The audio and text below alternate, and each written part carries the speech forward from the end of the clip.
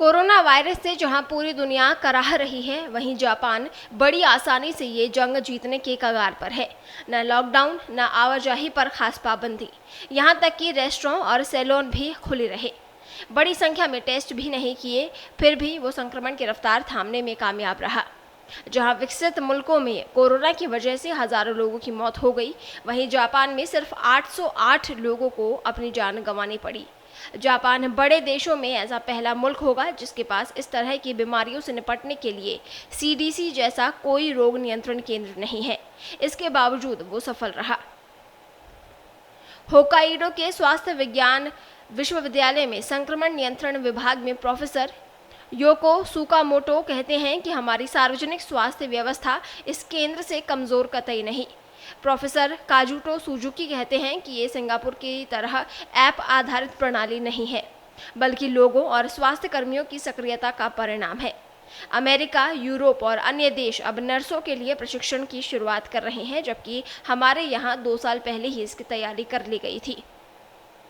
Japan के पास इस तरह की बीमारियों से निपटने के लिए अमेरिका की सीडीसी जैसा कोई रोग नियंत्रण केंद्र नहीं है। अन्य देश मरीजों की तलाश के लिए जहां हाईटेक ऐप का इस्तेमाल कर रहे हैं, वहीं जापान ने ऐसा कोई ऐप नहीं बनाया। विश्व स्वास्थ्य संगठन कहता है कि ज़्यादा से ज़्यादा टेस्टिंग होनी चाहिए, पर जापान ने कुल आबादी की सिर्फ 0.2% लोगों का ही टेस्ट किया है। दुनिया के 7 सबसे विकसित मुल्कों में शामिल जापान में संक्रमण की रफ्तार सबसे नीचे रही और मौतें भी 1000 से भी काफ़ी कम हुई। तो जापान में ये कैसे संभव हुआ? जीवन शैली। मास्क पहनना जापानी लोगों की जीवन शैली का अहम हिस्सा रहा है। ये परंपरा काफ़ी कारगर रही। वहाँ मोटापे से ग्रस्त लोगों की तादाद भी कम है। उनकी बात करने की शैली ऐसी है जिसमें मुंह से बूंदों का फैलना कम हो जाता है। इतना ही नहीं, संक्रमण के मामले सामने आते ही सबसे पहले स्कूल बंद कर दिए गए थे।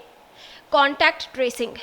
जापान में 50,000 से ज़्यादा प्रशिक्षित स्वास्थ्य कर्मी हैं, जिन्हें 2018 में इन्फ्लुएंजा और तपेदिक के लिए विशेष तौर पर प्रशिक्षित किया गया था। जनवरी में पहला मामला सामने आते ही इन्हें सक्रिय किया गया। इन्होंने कॉन्टैक्ट ट्रेसिंग में अहम भूमिका निभाई। इन्होंने तथाकथित समूहों, क्लबों और अस्पतालों में विशेष नज़र रखी। सख्त फैसले। फरवरी में जब डायमंड क्रूज शिप पर संक्रमण का मामला सामने आया, तो जापान को अंतर्राष्ट्रीय स्तर पर आलोचना झेलनी पड़ी। इसके बाद पूरी व्यवस्था बदल गई। अप्रैल में मामले फिर बढ़े तो आपातकाल लागू कर दिया गया। अब नए मामले एक दिन में 50 से नीचे आ गए हैं और आपातकाल हटाने की तैयारी है। सरकार की सक्रियता। क्रूज शिप पर संक्रमण फैलने को जापान ने दरवाजे पर जलती कार की तरह देखा और तुरंत उपाय शुरू कर दिए।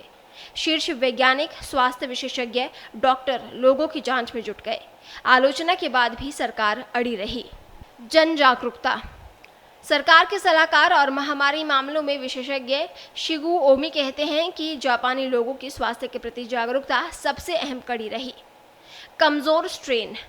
वहीं कुछ विशेषज्ञ कहते हैं कि वायरस का जो स्ट्रेन दुनिया के अन्य मुल्कों में है, उससे कमजोर स्ट्रेन जापान में पहुंचे वायरस में देखा गया। ये भी एक बड़ी वजह है। बात करें भारत की, तो भारत में कोरोना वायरस हर गुजरते दिन के साथ विकराल रूप लेता जा रहा है। आलम यह है कि रविवार को दुनिया भर में कोरोना वायरस के संक्रमण के मामले में भारत टॉप 10 में शामिल हो गया। पिछले कुछ दिन से भारत 11वें नंबर पर था और ईरान 10वें पर था, लेकिन अब भारत में संक्रमण की संख्या ईरान से भी अधिक हो गई है। फिलहाल ईरान में 1,35,000 कोरोना मामले हैं, जबकि भारत में यह आंकड़ा 1,38,000 से ज़्यादा पहुंच चुका है। भारत में हालात ये हैं कि रविवार को 6,600 से अधिक नए मामले सामने आए। संक्रमण की वजह से भारत में मरने वालों की संख्या 4,000 का आंकड़ा भी पार कर चुकी है। अच्छी खबर यह है कि 57,429 लोग कोरोना वायरस के संक्रमण से सही हो चुके हैं, यानी भारत में एक्टिव मामले 76,598 हैं। इनमें से 8,900 से भी अधिक लोगों की हालत बेहद गंभीर बताई जा रही है। महाराष्ट्र में रविवार को कोविड-19 के 3,041 नए मामले सामने आने के बाद राज्य में संक्रमितों की कुल संख्या 50,231 हो गई है। एक स्वास्थ्य अधिकारी ने यह जानकारी दी। राज्य में नए मामलों की यह संख्या किसी एक दिन का उच्चतम स्तर है। अधिकारी ने बताया कि महामारी के कारण 58 और लोगों की मौत होने से मृतकों की संख्या बढ़कर 1635 हो गई है।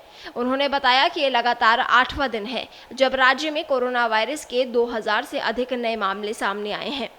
महाराष्ट्र में अब तक 14,600 लोगों को स्वस्थ होने के बाद अस्पताल से छुट्टी दी जा चुकी है, जबकि अभी 33,988 मरीजों का इलाज चल रहा है। राज्य में कोरोना वायरस के लिए अब तक 3,62,862 लोगों की जांच की गई है। कोरोना की वजह से तमाम राज्य परेशान हैं। इसी बीच मोदी सरकार ने 25 मई यानी सोमवार से हवाई यात्रा शुरू करने का फैसला किया है। कई राज्य इसके लिए तैयार नहीं हो रहे थे, लेकिन नागरिक उड्डयन मंत्री हरदीप सिंह पुरी ने रविवार को पूरे दिन उन तमाम राज्यों के साथ काफी देर तक बातचीत की जो हवाई सेवा शुरू करने के लिए नहीं मान रहे थे।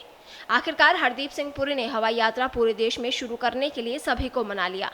हालांकि आंध्र प्रदेश में हवाई सेवाएं 26 मई और पश्चिम बंगाल में 28 मई से शुरू होंगी।